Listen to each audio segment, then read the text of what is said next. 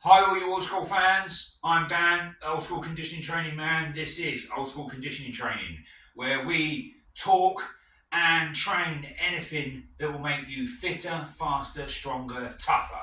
Okay, right, well, welcome back. This is part 2 of cardiovascular endurance training.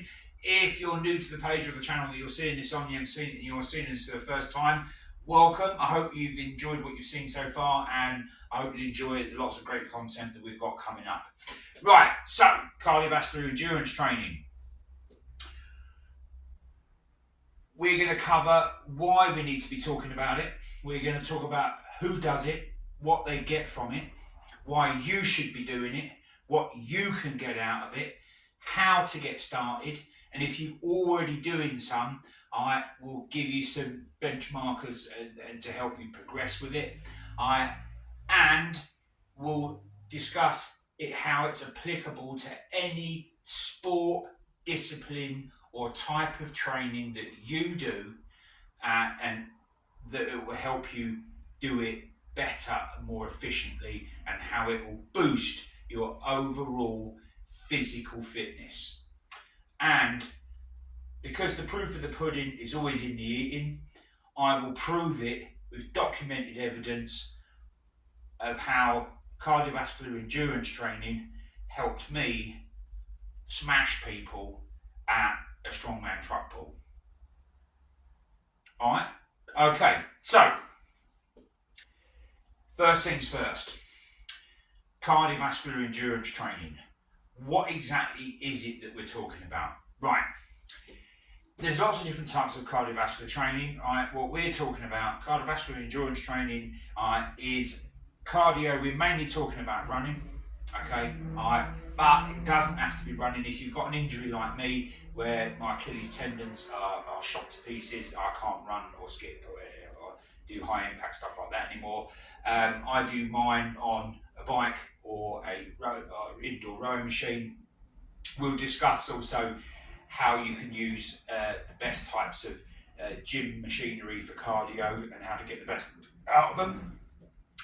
But primarily, we're talking about just getting out there and running on the road.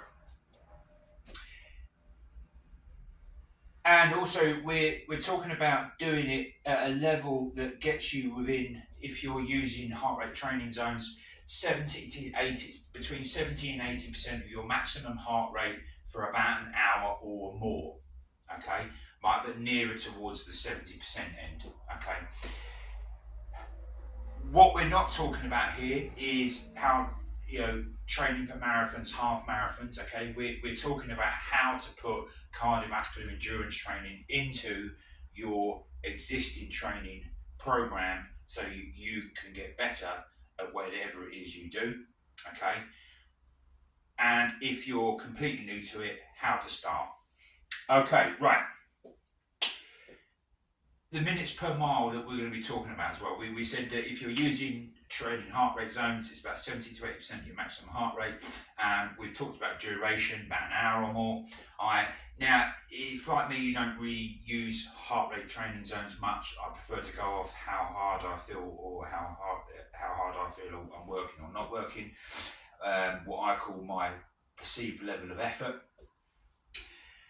I'm talking around about, from a slow run of 10 minutes a mile, anything up to about 7 minutes a mile for an hour or more of duration. Okay, so that's what we're talking about. That's the boundaries of what I'm talking about of cardiovascular endurance training.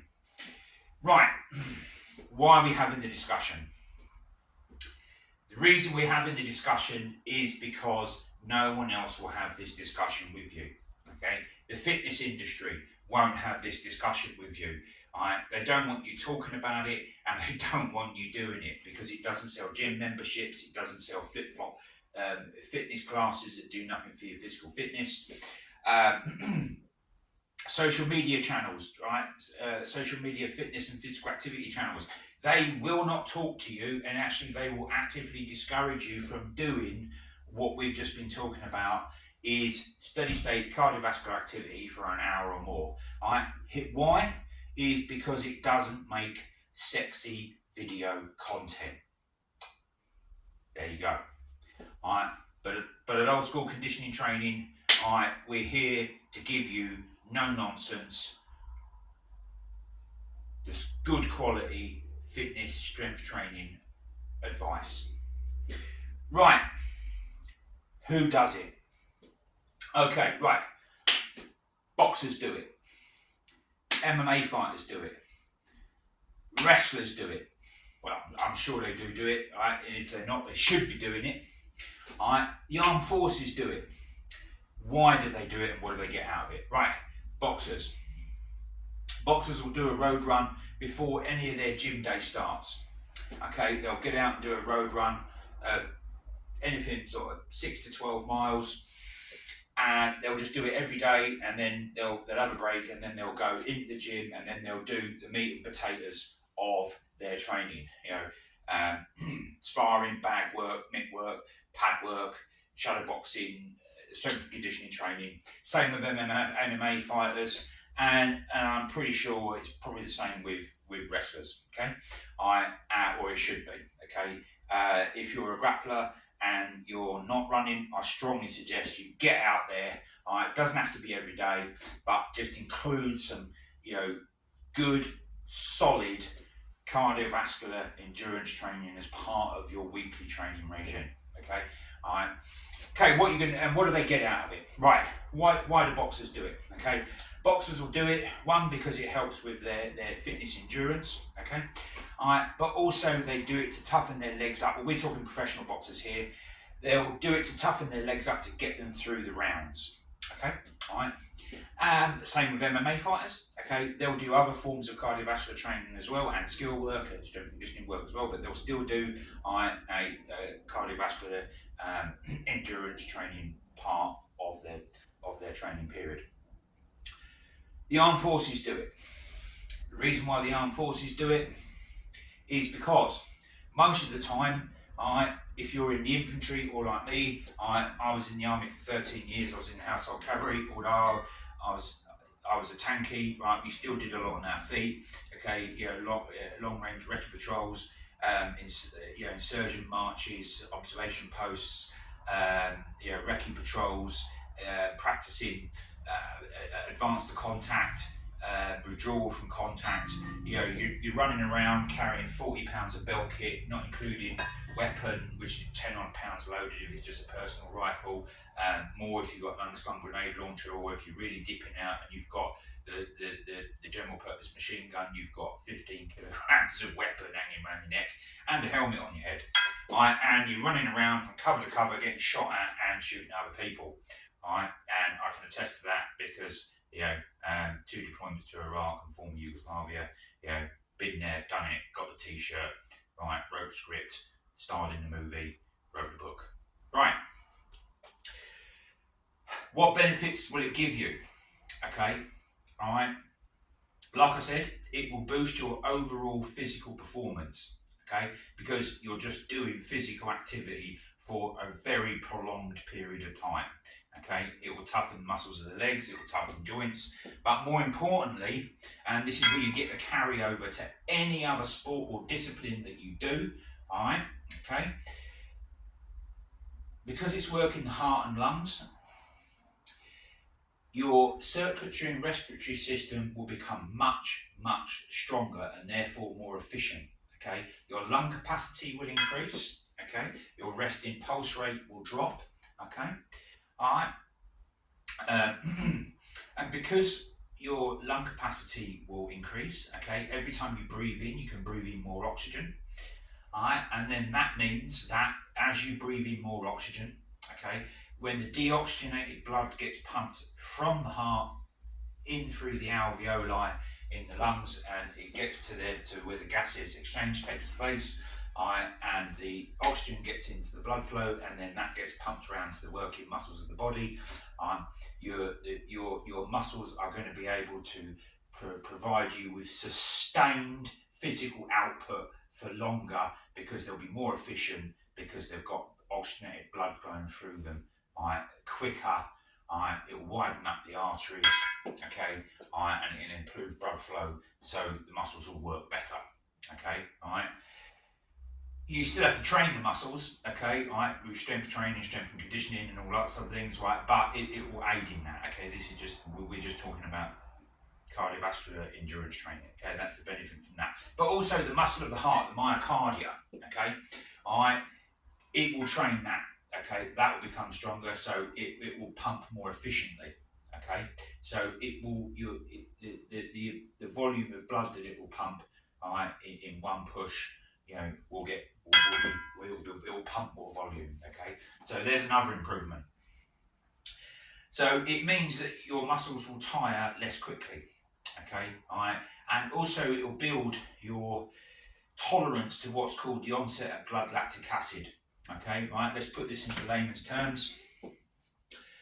If you already know what this is, I'm not trying to teach you how to suck eggs, but you know, appreciate guys that, you know, we don't just cater for elite athletes here, we cater for everybody, okay, whether people have never done any exercise before or whether they're already a seasoned athlete, there's something here for them. So I need to speak to people in a broad broad spectrum.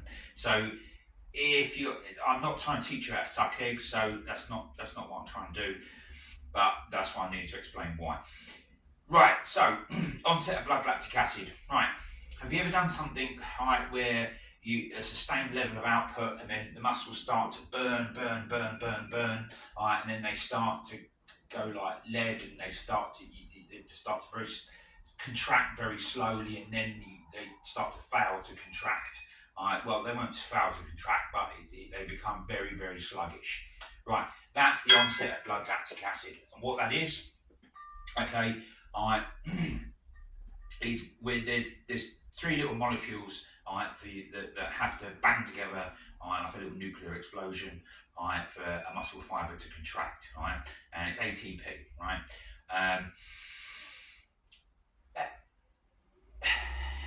I might be pronouncing this wrong. I always struggle with the pronunciation of this. I think it's anodyne trianophosphate, okay, ATP, right?